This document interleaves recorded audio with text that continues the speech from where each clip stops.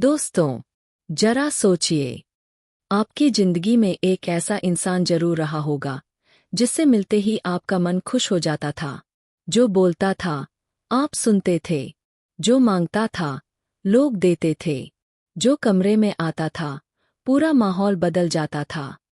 और फिर एक ऐसा इंसान भी रहा होगा जो शायद आपसे ज्यादा पढ़ा लिखा था, ज्यादा मेहनती था, लेकिन फिर भी लोग उसकी बात नहीं सुनते थे।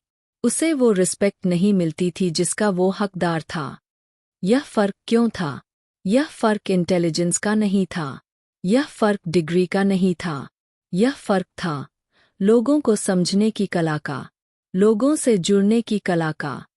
और आज हम एक ऐसी किताब की बात करेंगे जो पिछले 90 सालों से इसी एक सवाल का जवाब दे रही है।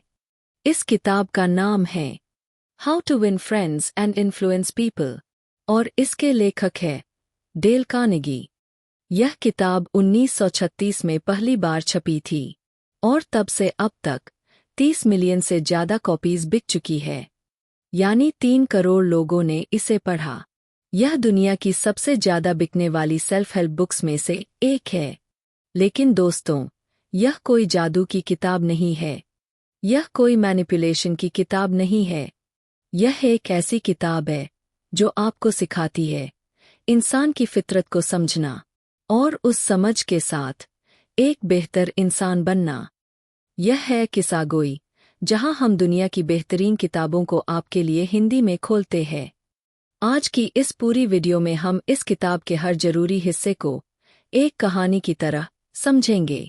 तो कंफर्टेबल हो जाइए, एक गहरी सांस लीजिए और चलिए शुरू करते हैं। 1888 की बात है। अमेरिका के मिसूरी स्टेट में एक छोटे से गांव में एक लड़का पैदा हुआ। घर बेहद गरीब था। बाप किसान थे। अक्सर घर में खाने की तंगी रहती थी। उस लड़के का नाम था डेल कार्नेगी। बचपन से डेल को एक बात बहुत अखरती थी। वो देखते थे कि कुछ लोग होते हैं जो बिना किसी स्पेशल टैलेंट के, बिना ज्यादा पैसे के, फिर भी हर जगह सफल होते हैं। लोग उनसे प्यार करते हैं, उनकी बात मानते हैं, और कुछ लोग सब कुछ होने के बावजूद अकेले रह जाते हैं। डेल बड़े हुए। उन्होंने खुद भी बहुत स्ट्रगल किया। सेल्स का काम किया, एक्टिंग ट्राई की, राइटिंग की, बहुत जगह फेल हुए, लेकिन एक चीज उन्होंने कभी नहीं छोड़ी, लोगों को ऑब्जर्व करना। वो हर सक्सेसफुल इंसान को देखते, सोचते, यह इंसान ऐसा क्या करता है जो बाकी नहीं करते। और फिर उन्होंने न्यूयॉर्क में पब्लिक स्पीकिंग के क्लासेस देना शुरू किया। धीरे धीरे उन्हें समझ आया, लोगों की सबसे बड़ी प्रॉब्लम यह नहीं थी कि वो अच्छे से बोल नहीं पाते। उनकी सबसे बड़ी प्रॉब्लम यह थी कि वो लोगों को समझ नहीं पाते। तो डेल ने दशकों तक रिसर्च किया, सैकड़ों सक्सेसफुल लोगों से मिले, उनकी आदतें स्टडी की, और उन सब चीजों को एक किताब में उतार दिया। 1936 में how to win friends and influence people दुनिया के सामने आई, और देखते ही देखते यह एक रेवोल्यूशन बन गई। वॉरेन बफेट, दुनिया के सबसे अमीर इन्वेस्टर्स में से एक, उनके ऑफिस की वॉल पर एक ही सर्टिफिकेट लगा है। वो सर्टिफिकेट है डेल कार्नेगी के कोर्स का। बफेट ने एक इंटरव्यू में कहा था, यह कोर्स मेरी जिंदगी का सबसे इम्पोर्टेंट इन्वेस्टमेंट था। तो दोस्तों, यह है वो किताब, और यह है उस किताब के पीछे का इंसान। अब चलते हैं किताब के अंदर। पार्ट 1, लोगों से डील करने के बुनियादी तरीके। किताब 4 हिस्सों में बंटी है। पहला हिस्सा है fundamental techniques in handling people, यानी लोगों से डील करने के वो तरीके जो हर चीज की नींव हैं। इसमें 3 बड़े प्रिंसिपल्स हैं। प्रिंसिपल 1, आलोचना मत करो, निंदा मत करो, शिकायत मत करो, डोंट क्रिटिसाइज, कॉन्डेम और कंप्लेन। एक छोटी सी कहानी सुनिए। 1931 की बात है। न्यूयॉर्क में एक बहुत मशहूर क्रिमिनल था, टू गन क्राउली। इतना खतरनाक कि पुलिस उसे न्यूयॉर्क का सबसे डेंजरस क्रिमिनल कहती थी। एक दिन पुलिस ने उसके अपार्टमेंट को घेर लिया। घंटों की फायरिंग के बाद क्राउली पकड़ा गया। अब सोचिए, जब क्राउली को जेल ले जाया गया तो उसने क्या कहा? क्या उसने कहा, हाँ, मैं गलत था, मैंने बुरे काम किए? नहीं। उसने कहा, मेरे दिल में किसी के लिए कोई बुराई नहीं है, मैं तो बस खुद को बचाने की कोशिश कर रहा था। डेल कार्नेगी यहाँ एक बहुत गहरी बात कहते हैं। क्राउली जैसा क्रिमिनल भी खुद को निर्दोष समझता था। अब सोचिए, अगर एक हत्यारा खुद को गलत नहीं मानता, तो क्या आपके ऑफिस का कोलीग, आपका पड़ोसी, आपका रिश्तेदार कभी खुद को गलत मानेगा? शायद नहीं। इंसान की सबसे बड़ी जरूरत है खुद को सही साबित करने की। जब आप किसी की आलोचना करते हैं, तो वो सुधरता नहीं, वो डिफेंसिव हो जाता है, वो आपसे नाराज हो जाता है, और वो आपसे दूर हो जाता है। कार्नेगी कहते हैं, Criticism is futile because it puts a person on the defensive and usually makes them strive to justify themselves. यानी, आलोचना बेकार है। लेकिन यहाँ एक सवाल उठता है, तो क्या हम कभी किसी को गलत न बताएं? क्या हम चुप रहें? नहीं, कार्नेगी यह नहीं कह रहे। वो कह रहे हैं, तरीका बदलो। एक प्रैक्टिकल इंडियन एग्जाम्पल सोचिए। मान लीजिए आपका बेटा रोज देर से उठता है, स्कूल के लिए लेट हो जाता है। अगर आप रोज सुबह चिल्लाए, तुम कभी नहीं सुधरोगे, कितनी बार कहा है? क्या वो सुधरेगा? नहीं, वो और चिड़चिड़ा हो जाएगा। लेकिन अगर एक रात आप उसके पास बैठें और शांत आवाज में पूछें, बेटा, सुबह उठने में क्या प्रॉब्लम होती है तुम्हें? कोई बात है जो डिस्टर्ब कर रही है? तब शायद वो खुलेगा, शायद कोई असली वजह निकलेगी।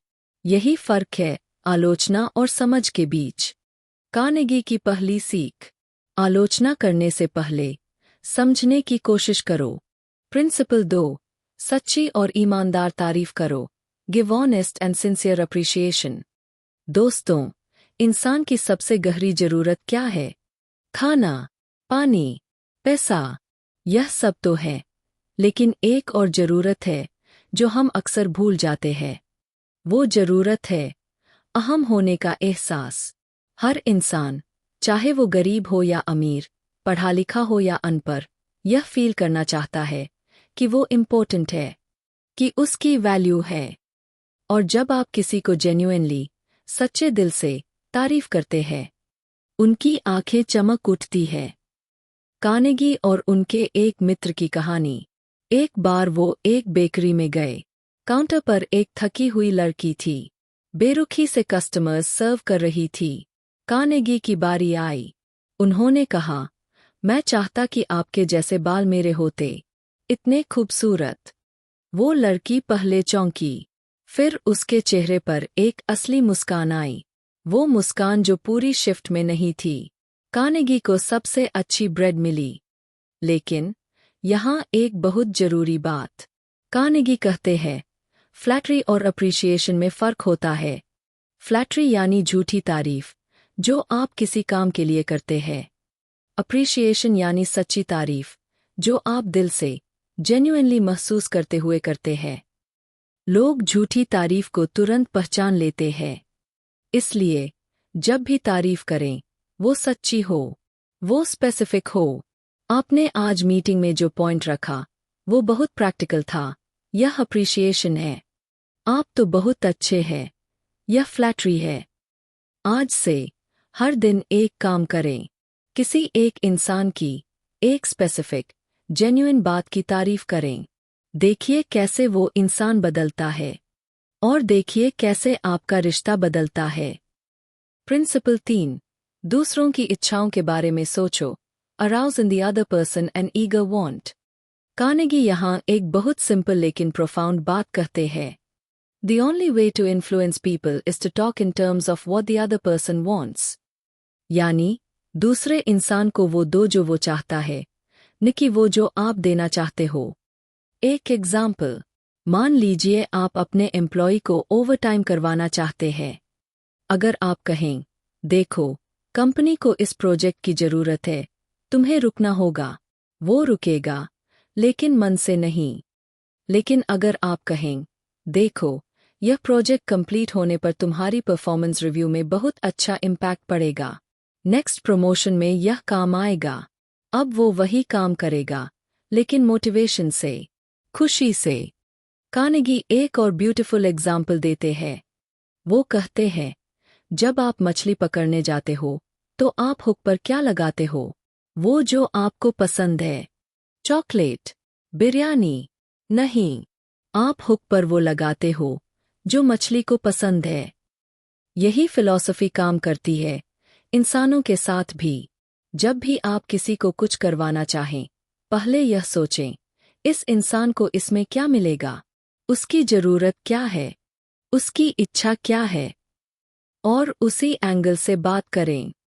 यह मैनिपुलेशन नहीं है, यह एम्पैथी है, यह समझ है। और यही रिलेशनशिप्स की नींव है। पार्ट 2, लोगों को अपना बनाने के 6 तरीके। अब हम आते हैं किताब के दूसरे हिस्से पर। 6 ways to make people like you, यानी वो 6 तरीके जो लोगों को आपकी तरफ नेचुरली खींचते हैं। वे 1, हर जगह जेन्युइनली इंटरेस्टेड रहो। Become genuinely interested in other people. Carnegie एक बहुत इंटरेस्टिंग ऑब्जर्वेशन शेयर करते हैं। वो कहते हैं, एक कुत्ता दुनिया का सबसे अच्छा दोस्त क्यों होता है? क्योंकि जब आप घर आते हैं, वो दौड़कर आता है, पूंछ हिलाता है। उसे आपसे कुछ नहीं चाहिए, कोई एजेंडा नहीं, बस जेन्युइन खुशी। और इंसान अक्सर दूसरों में तब इंटरेस्ट लेते हैं जब उन्हें कुछ चाहिए होता है। कार्नेगी कहते हैं, यह तरीका काम नहीं करता। जो इंसान दूसरों में जेन्युइनली इंटरेस्टेड होते हैं, वो सबसे ज्यादा दोस्त बनाते हैं। एक प्रैक्टिकल एग्जाम्पल, आप किसी नए कोलीग से मिलते हैं। अगर आप पूरी कन्वर्सेशन अपने बारे में बात करते रहें, तो वो बोर हो जाएगा। लेकिन अगर आप पूछें, आप कहाँ से हैं? आपको क्या पसंद है? आपने यह फील्ड कैसे चूज किया? और फिर जेन्युइनली सुने, वो आपको याद रखेगा।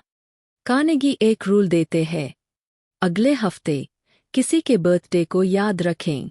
उस दिन कॉल करें या मैसेज करें। बस इतना। देखिए कि वो इंसान कितना टच्ड फील करता है, क्योंकि आपने उसमें इंटरेस्ट दिखाया, बिना किसी काम के। वे 2, मुस्कुराओ, स्माइल। यह सुनकर शायद लगे, बस इतना, मुस्कुराना। लेकिन दोस्तों, कार्नेगी इसे इतना सिंपल नहीं मानते। वो कहते हैं, Your smile is a messenger of your goodwill. Your smile brightens the lives of all who see it. यानी, आपकी मुस्कान एक मैसेज है, एक संदेश जो कहता है, मैं तुम्हें देखकर खुश हूं। एक स्मॉल एक्सपेरिमेंट कीजिए। कल सुबह जब आप घर से निकलें, दुकानदार को, ऑटोवेल को, ऑफिस के गार्ड को एक जेन्युइन मुस्कान दें। देखिए उनका रिएक्शन। ज्यादातर लोग चौंकेंगे, फिर मुस्कुराएंगे, क्योंकि मुस्कान कंटेजियस होती है। लेकिन यहाँ भी एक शर्त है। कार्नेगी कहते हैं, मुस्कान जेन्युइन होनी चाहिए। नकली मुस्कान लोग तुरंत पहचान लेते हैं। तो कैसे जेन्युइन मुस्कान लाए? कार्नेगी का जवाब है, मन से सोचो कि यह मिलना अच्छा है। जब आप अंदर से फील करेंगे, मुस्कान खुद आ जाएगी। वे 3, नाम, दुनिया की सबसे मीठी आवाज। Remember that a person's name is the sweetest sound. Carnegie कहते हैं, A person's name is to that person the sweetest, most important sound in any language. Napoleon Bonaparte, French emperor, जो अपनी आर्मी के साथ लड़ाइयाँ जीतते थे, उनकी एक अद्भुत आदत थी। वो अपने हर सोल्जर का नाम याद रखते थे। हजारों सोल्जर्स में से वो नाम लेकर पूछते, कैसे हो, तुम्हारा घर कहाँ है, परिवार कैसा है? और उनके सोल्जर्स उनके लिए जान देने को तैयार रहते थे। आज से एक काम करें, जब भी कोई नया इंसान आपसे मिले, उनका नाम ध्यान से सुनें, उसे रिपीट करें, और कॉन्वर्सेशन में 2 से 3 बार उनका नाम प्रयोग करें। हाँ, राहुल जी, आपकी बात बिल्कुल सही है। तो प्रिया जी, आप क्या सोचती है? यह छोटी सी चीज बड़ा फर्क करती है। वे 4 एक अच्छे लिसनर बनो, be a good listener, encourage others to talk about themselves. दोस्तों, एक सच्चाई है जो हम सब जानते हैं लेकिन मानते नहीं। हर इंसान सबसे ज्यादा खुद के बारे में बात करना चाहता है। हाँ, आप भी, मैं भी। तो जो इंसान दूसरों को खुद के बारे में बात करने का मौका देता है, वो ऑटोमैटिकली सबका पसंदीदा बन जाता है। कार्नेगी एक डॉक्टर की कहानी सुनाते हैं। एक पेशेंट एक नए डॉक्टर के पास गया। डॉक्टर ने पूरे 45 मिनट उसकी बात सुनी, बिना इंटरप्ट किए, बिना फोन देखे, सिर्फ ध्यान से। उस दिन के बाद वो पेशेंट हर किसी से कहता था, यह दुनिया का सबसे अच्छा डॉक्टर है। सोचिए, डॉक्टर ने कुछ ट्रीट नहीं किया था, बस सुना था। लेकिन सुनना अपने आप में इतना पावरफुल है। लिसनिंग के 3 रूल्स कार्नेगी देते हैं। पहला, जब कोई बात कर रहा हो, फोन नीचे रखो। दूसरा, बीच में मत बोलो। तीसरा, सवाल पूछो, ऐसे सवाल जिनका जवाब देने में उन्हें खुशी हो। वे 5, दूसरों की रुचि में रुचि दिखाओ, talk in terms of the other persons interests. Theodore Roosevelt, America के राष्ट्रपति, की एक खास आदत थी। जब भी कोई उनसे मिलने आता था, वो पहले पता करते थे कि उस इंसान की इंटरेस्ट क्या है। अगर वो फार्मर था, वो फार्मिंग के बारे में पढ़ते। अगर वो स्पोर्ट्समैन था, वो स्पोर्ट्स की बात करते। और जब वो मिलते, तो उस इंसान की आंखें चमक उठती थीं। यह इंसान मेरे बारे में इतना जानता है, यह तो मुझसे सच में इंटरेस्टेड है। आज के ज़माने में यह और भी आसान है। किसी से मिलने से पहले उनकी लिंक्डइन देखें, उनकी इंस्टाग्राम देखें, पता करें वो किस चीज की बात करते हैं, और उसी टॉपिक से कॉन्वर्सेशन शुरू करें। यह स्ट्रैटेजी बिजनेस मीटिंग्स में, इंटरव्यूज में, न्यू फ्रेंडशिप्स में, हर जगह काम करती है। वे 6, हर इंसान को इम्पोर्टेंट फील कराओ और genuinely make the other person feel important and do it sincerely. यह शायद पूरी किताब का सबसे इम्पोर्टेंट प्रिंसिपल है। कार्नेगी कहते हैं, The deepest principle in human nature is the craving to be appreciated. हर इंसान, हर उम्र में, हर बैकग्राउंड में यह फील करना चाहता है कि वो मैटर करता है। एक छोटी सी कहानी। एक आदमी ट्रेन में एक बुजुर्ग सज्जन के पास बैठा। बातचीत हुई। उस आदमी ने बुजुर्ग से पूछा, आपने अपनी जिंदगी में सबसे अच्छा काम क्या किया? बुजुर्ग ने एक एक बात बताई। 2 घंटे की जर्नी में स्टेशन आने पर बुजुर्ग ने उस आदमी का हाथ थामा और कहा, आप बहुत अच्छे इंसान हो। आप दुनिया के सबसे अच्छे कॉन्वर्सेशनलिस्ट हो। उस बुजुर्ग ने पूरी जर्नी में उस आदमी के बारे में एक शब्द नहीं पूछा था, लेकिन उस आदमी ने उन्हें इम्पोर्टेंट फील कराया था। उनकी बातें सुनी थीं, और इसीलिए वो उसे दुनिया का सबसे अच्छा कॉन्वर्सेशनलिस्ट मान रहे थे। यही है make others feel important. Part 3, लोगों को अपनी बात मनवाने के तरीके। अब हम आते हैं किताब के तीसरे हिस्से पर, how to win people to your way of thinking, यानी बिना लड़ाई के, बिना आर्ग्यूमेंट के लोगों को अपनी बात कैसे मनवाएं। प्रिंसिपल 1, बहस से बचो हमेशा। The only way to get the best of an argument is to avoid it. Carnegie कहते हैं, एक बहस में दोनों लोग हारते हैं। जो हारता है वो नाराज हो जाता है। जो जीतता है उसने एक दुश्मन बना लिया। एक रियल एग्जाम्पल सोचिए। ऑफिस में एक मीटिंग हो रही है। आपका कोलीग एक गलत डेटा प्रेजेंट करता है।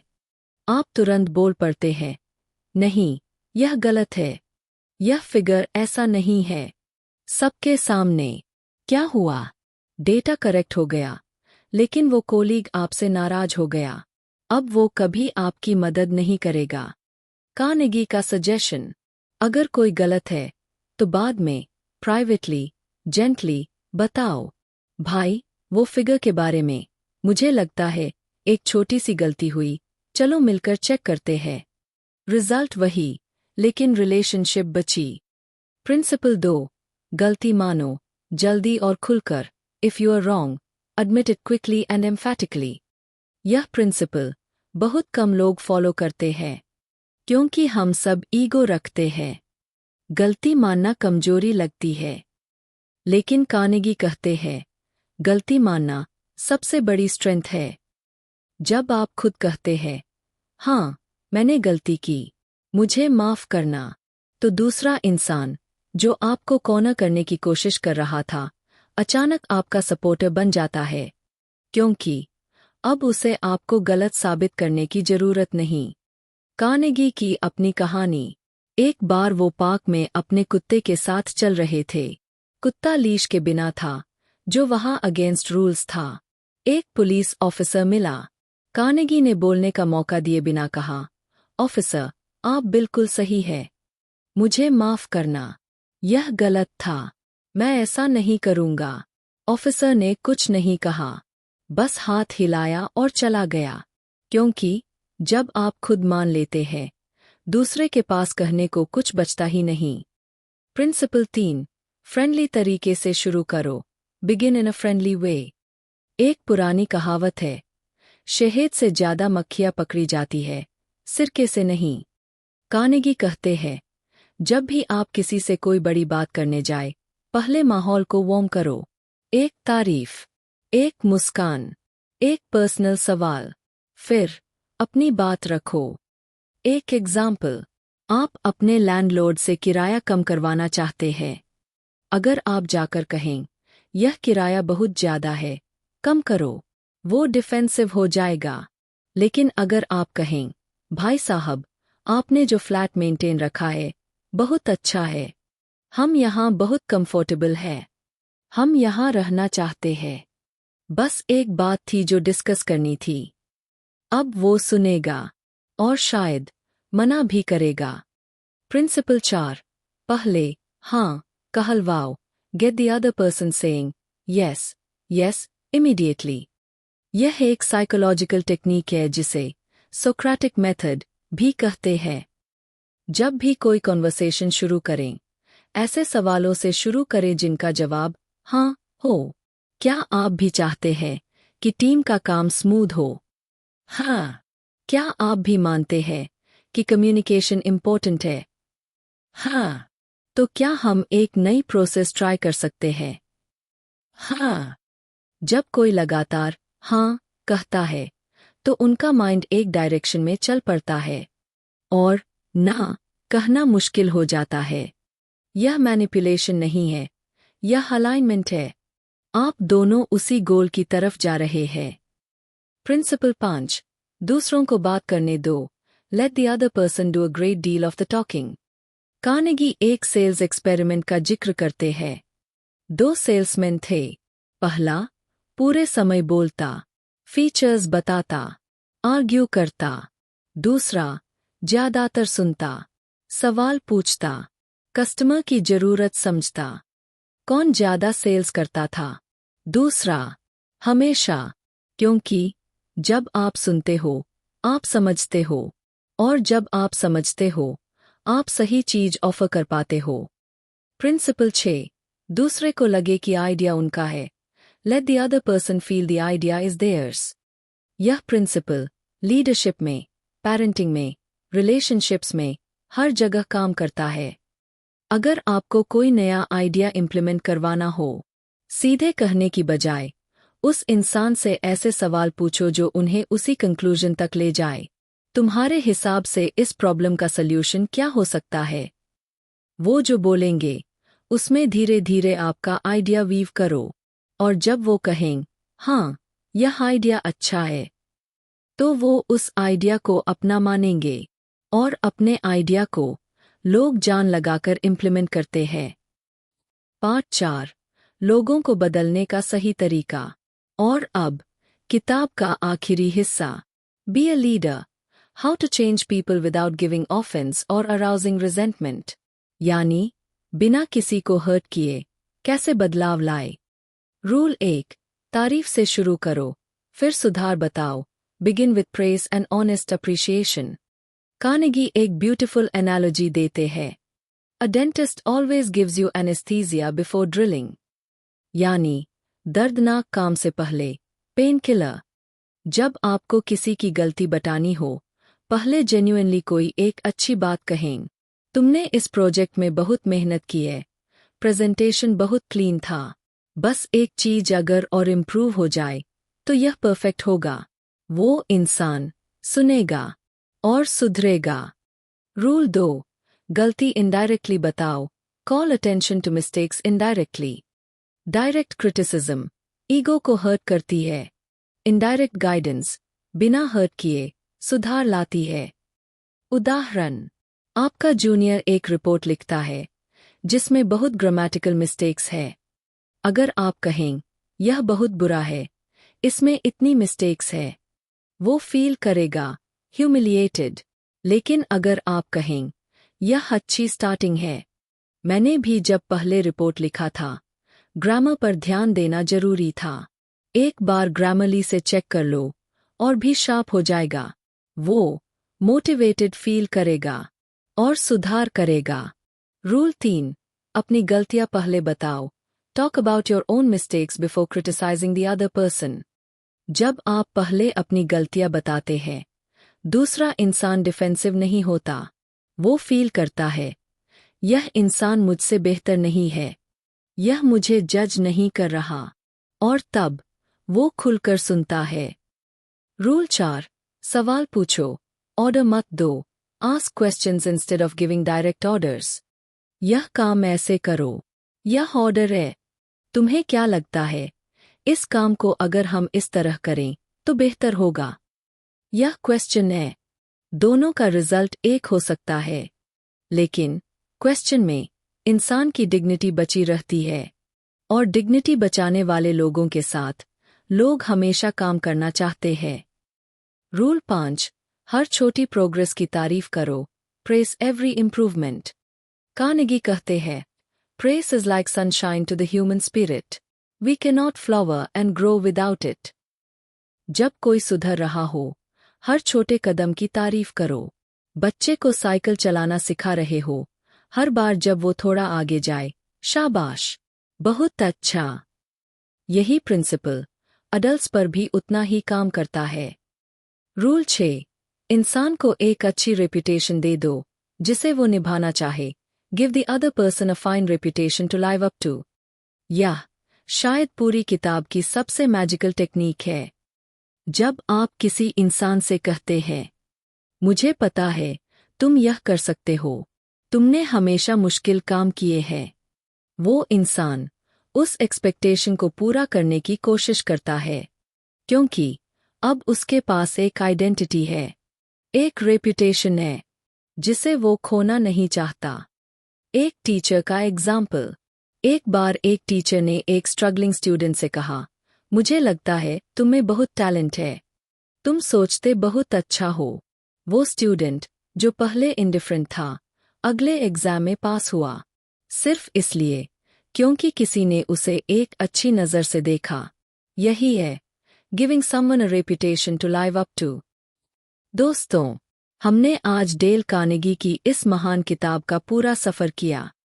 इस पूरी किताब का सार अगर एक लाइन में कहा जाए तो, लोगों में जेन्युइनली इंटरेस्ट लो, उन्हें इम्पोर्टेंट फील कराओ, और उनकी नज़र से दुनिया देखने की कोशिश करो। और आज के बाद, आई रिक्वेस्ट यू, 3 छोटे काम करें। पहला काम, आज से किसी एक इंसान की एक जेन्युइन स्पेसिफिक तारीफ करें। आपके घर में, आपके ऑफिस में, आपकी गली में, बस एक इंसान, बस एक तारीफ। दूसरा काम, इस हफ्ते जब भी बात करें, ज़्यादा सुने, कम बोलें, दूसरे इंसान को अपने बारे में बात करने दें, देखें कि रिश्ता कैसे बदलता है। तीसरा काम, इस महीने जब भी किसी से डिसएग्री हो, पहले एक बार रुकें, सोचें, क्या मैं सही हूँ या मैं सिर्फ अपना ईगो बचा रहा हूँ। अगर गलती आपकी है, मान लें, खुलकर, जल्दी। यह 3 काम आपकी जिंदगी में एक बड़ा फर्क ला सकते हैं। डेल कार्नेगी ने एक बार कहा था, You can make more friends in 2 months by becoming interested in other people than you can in 2 years by trying to get other people interested in you. यानी 2 महीने में ज़्यादा दोस्त बनते हैं दूसरों में इंटरेस्ट लेने से, बजाय 2 साल की कोशिश के खुद में इंटरेस्ट दिलाने की। यह किताब एक किताब नहीं है। यह एक आईना है जो दिखाता है हम कैसे हैं और हम कैसे हो सकते हैं। दोस्तों, अगर आपको आज की यह वीडियो अच्छी लगी तो लाइक जरूर करें। इससे यह वीडियो और लोगों तक पहुंचती है। चैनल को सब्सक्राइब करें और बेल आइकन दबाएं ताकि हर नई वीडियो की नोटिफिकेशन मिले। और नीचे कमेंट में बताएं इस किताब की कौन सी एक बात आपको सबसे ज़्यादा पसंद आई। अगली वीडियो में हम पढ़ेंगे एटॉमिक हैबिट्स, जेम्स क्लियर की वो किताब जो बताती है कि छोटी छोटी आदतें बड़ी जिंदगी कैसे बनाती है। उसे भी जरूर देखें। मैं हूं आपकी दोस्त किस्सागोई पर, जहां हर किताब एक नई दुनिया खोलती है। मिलते हैं अगली वीडियो में।